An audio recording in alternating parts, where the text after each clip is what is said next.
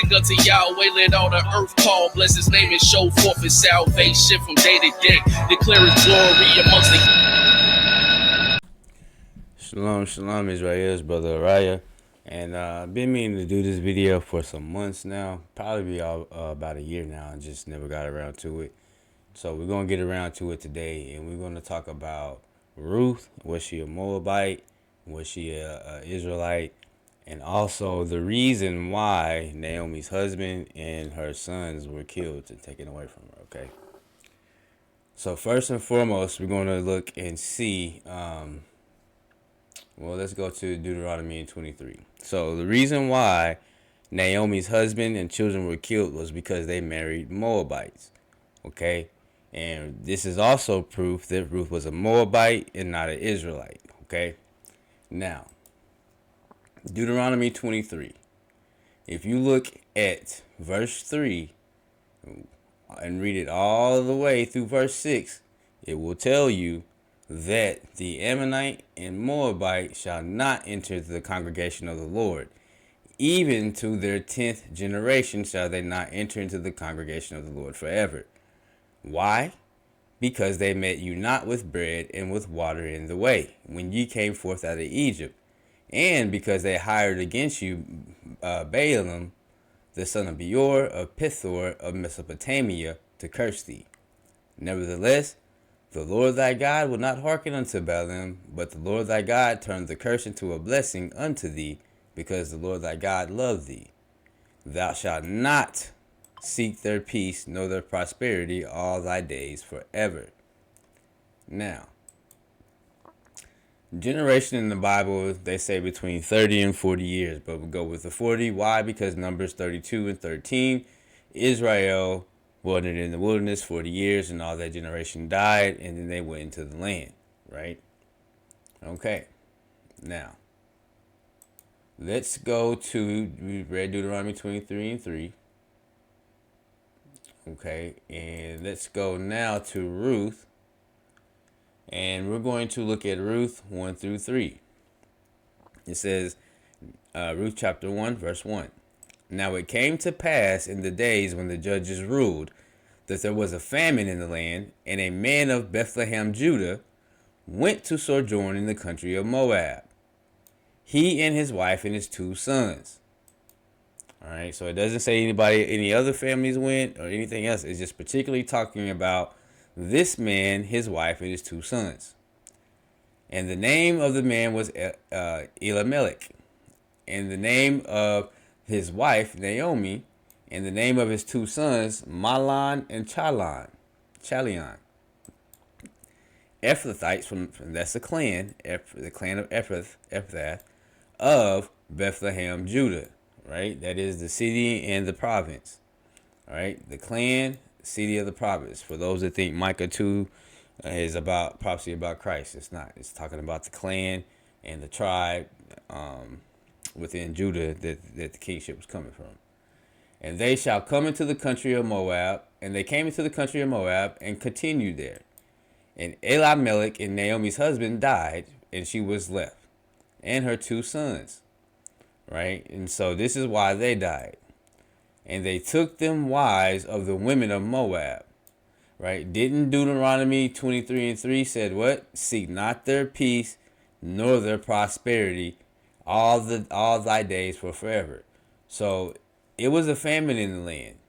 And he went into the land to seek their peace and their prosperity, to get away from the famine. So that is why he died. Now, we're going to talk about why the 2 sons died. And they took them wives of the women of Moab. The name of one was Orpah, and the name of the other Ruth, and they dwelled there about 10 years.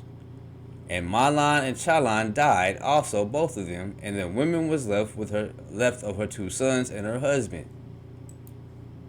An Ammonite or Moabite shall not enter into the congregation of the Lord. Even unto the 10th generation shall they not enter the congregation of the Lord forever. Thou shalt not seek their peace, nor their prosperity all their days. So that is why Elimelech died, and then the sons died because of the women of Moab. Now, you go to Nehemiah, you have for the proof of that. And it tells you in Nehemiah chapter 13, verses 1 through verses 3.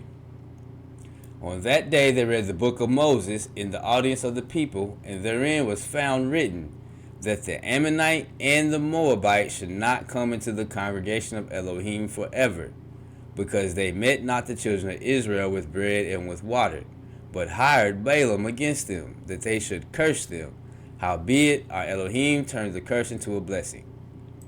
Now it came to pass, when they heard the law, that they separated from Israel all the mixed multitude. Right?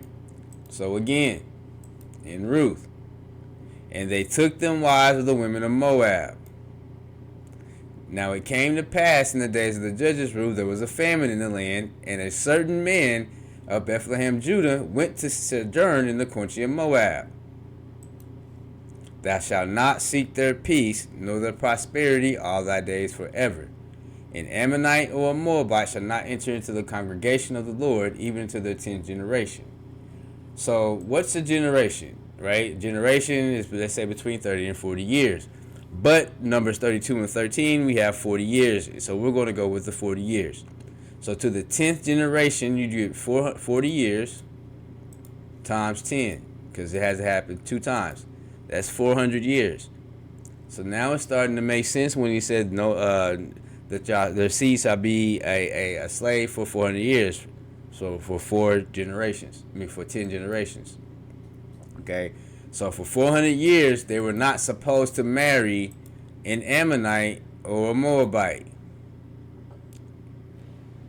So that is the reason why Elimelech, Naomi's husband, died, and why her sons Mahlon and Chilion died also. Both of them. Okay? So I hope I was able to bring understanding with you. If I was able to bring clarity and understanding on this topic, please hit the like button, subscribe, leave a comment below, let us know, and share with your friends and share with everybody else. Until the next video, bid you shalom and lehitarot. Peace and blessings.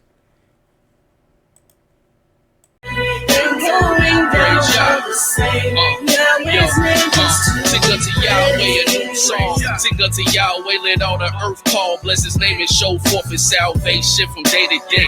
Declare his glory amongst the heathens and wonder amongst the people. Every morning and evening I give him praise. The false gods are vain by the Most High. The skies was made, nothing new under the sun. Yeah, these times don't change. I guide my steps, direct and devise my ways. Honor and majesty my Yah retain. Beauty is in the sanctuary amongst the saints. Give Yah glory and strength. Search far and wide across the 7 seas for a sign, but never seen a God alive like Yah, my Elohim.